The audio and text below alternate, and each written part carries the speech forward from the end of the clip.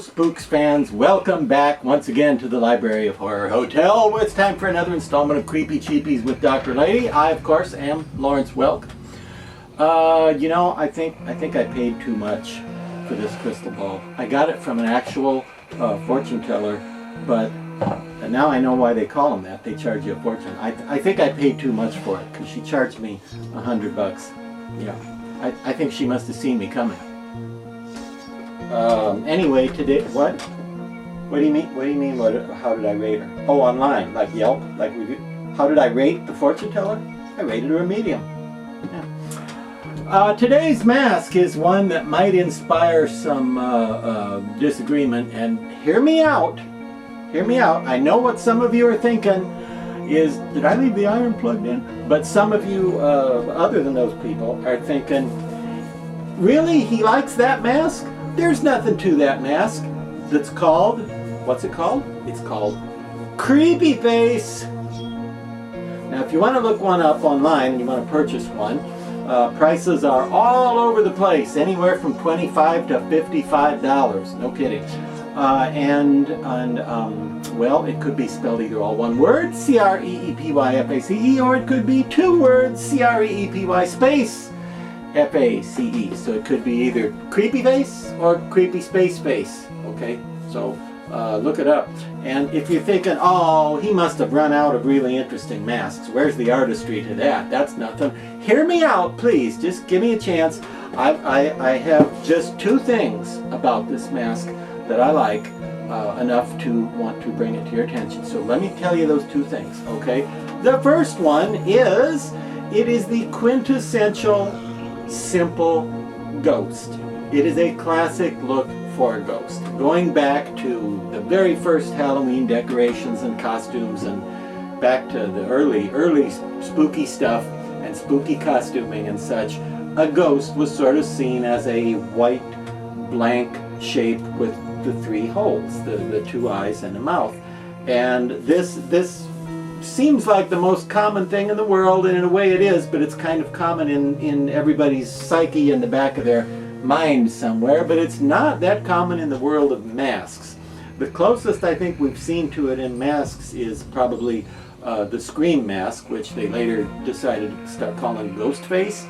Now if you know Ghostface from Scream, he's a classic ghost, but he has a very distinctly sad look and looks like he's screaming with the mouth stretched, and he has a black hood and a lot of shape to his cheeks and such, and he's not quite completely simplified, pared down, spooky like this is.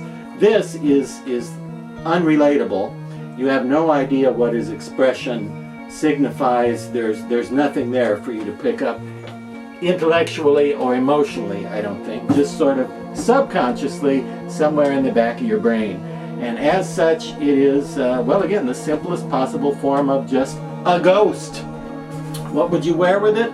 A white sheet or a white suit or a white gown or robe or some such thing. And I like the fact that it's kind of elegant in its simplicity.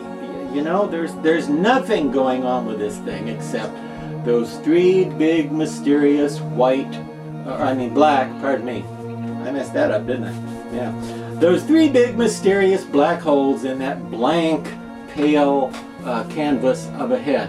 And it could be a scarecrow, it could be, an evil spirit or something, but it doesn't look like any particular thing. It's just a faceless horror that looks semi-materialized out of your nightmares, and I like it for that reason. And the other thing I think is kind of cool about Creepyface here, Mr. Creepyface, or Mrs. Creepyface, could, depending on how you decide to use it.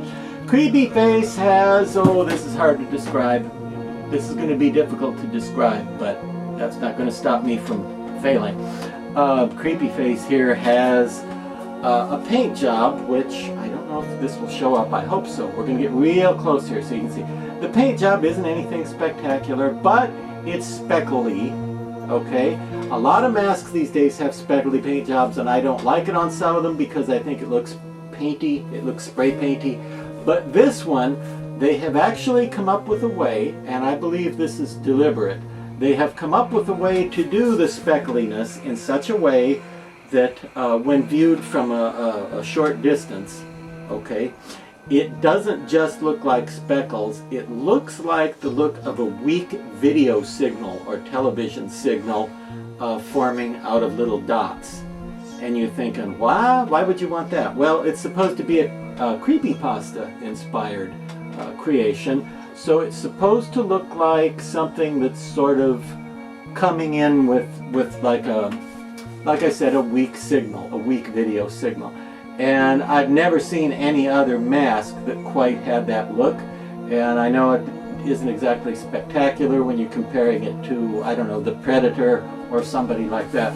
But if you appreciate Michael Myers masks and the fact that they have a simplicity that makes them creepy, you might appreciate this guy. Now it's kind of a thin pull, so it's kind of floppy on the head. I don't know if I've got it in the best possible shape for the camera. I hope so.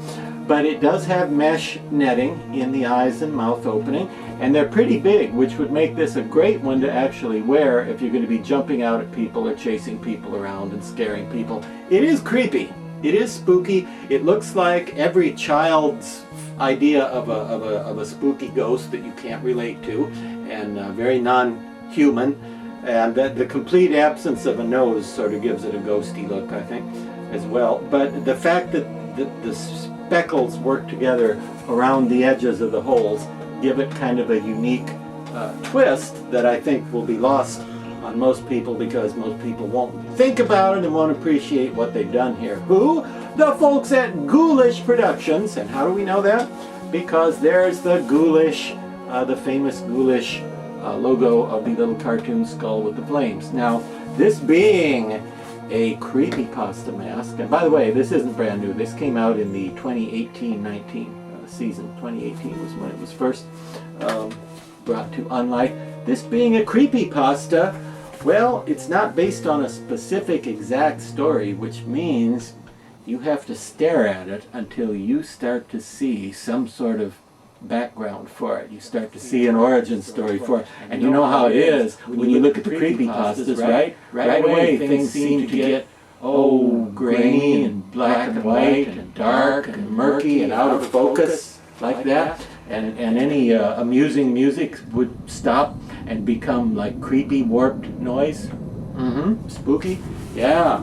And when you just look at a thing like this, you can just imagine what kind of horrible backstory he would have. Let's try that now, shall we? What is he? What is Creepyface here? Well, Creepyface, as you see here, I believe from looking at him that he was the original Joe Blow. Yeah, his name was Joe Blow when he was a human. And you might have heard the name Joe Blow and you're thinking, oh, I've heard of him lots of times. Well, I gotta tell you, this is a different Joe Blow, because that Joe Blow spelled his name B-L-O-W, like blow up a balloon, you see. But this Joe was one of the French Blow family members, so he spelled it B-L-E-A-U-X, Joe Blow. Now, Joe Blow loved to go bowling, which oddly enough contains the same letters, B-O-W-L, as blow, B-L-O-W, but that's meaningless. Joe liked to go bowling. He loved to go bowling. Joe went bowling at the alley over in Mudville, Ohio, 3 or 4 nights a week sometime, and he was real into the bowling league thing, and he had a number of bowling trophies. And Joe went through quite a number of balls over the years because he was such an experienced and enthusiastic bowler. And well, Joe's last words right before he died were, "Hey, is that a truck?"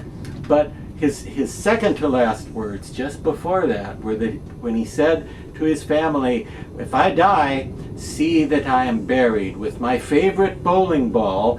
That's the really light tan, almost white colored one. "See that I am buried with that bowling ball in my coffin and in my grave with me. And if I'm not buried with that bowling ball, I will come back and make things generally unpleasant for lots of people for no logical reason, just because I said I'm going to do it." So Joe eventually was buried with his favorite bowling ball, and things were perfectly normal for a while there.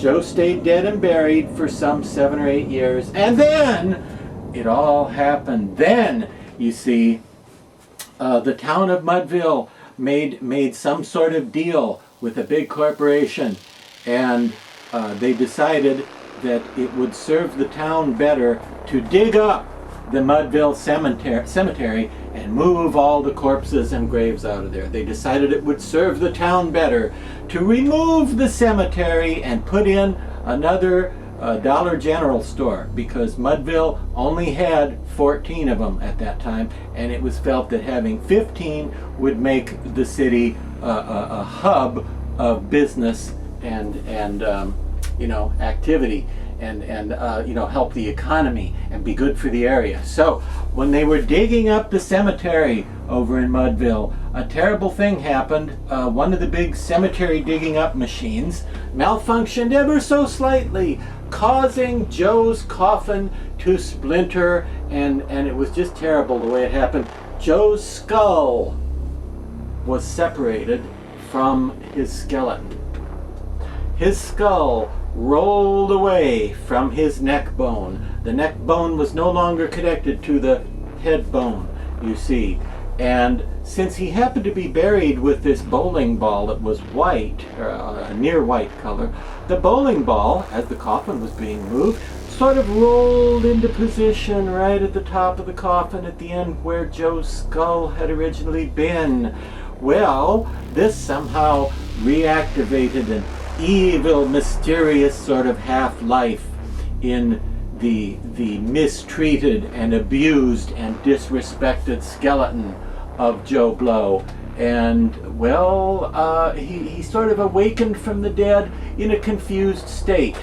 Like I said, it was Ohio. And in his confused state, Joe believed that it was his bowling ball that was missing, and not his actual skull, you see, because he had the bowling ball at the top of his skeleton, and he thought that was his skull, but he thought his bowling ball was missing.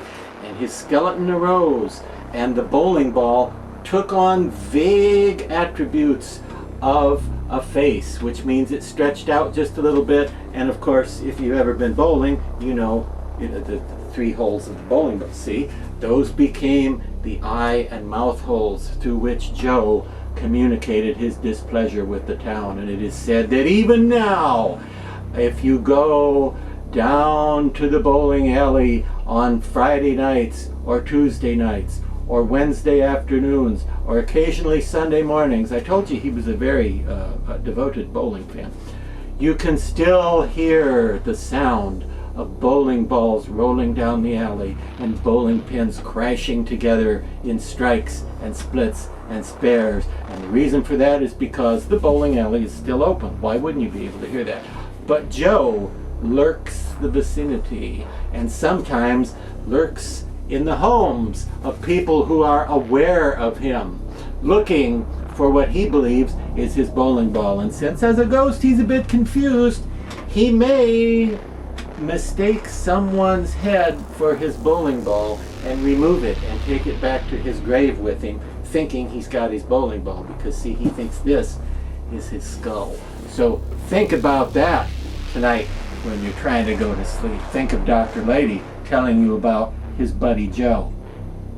That's all I've got to say about that. Hope you have a good week. And by the way, I have just one more mask I want to tell you about coming right up after this break of 1 week.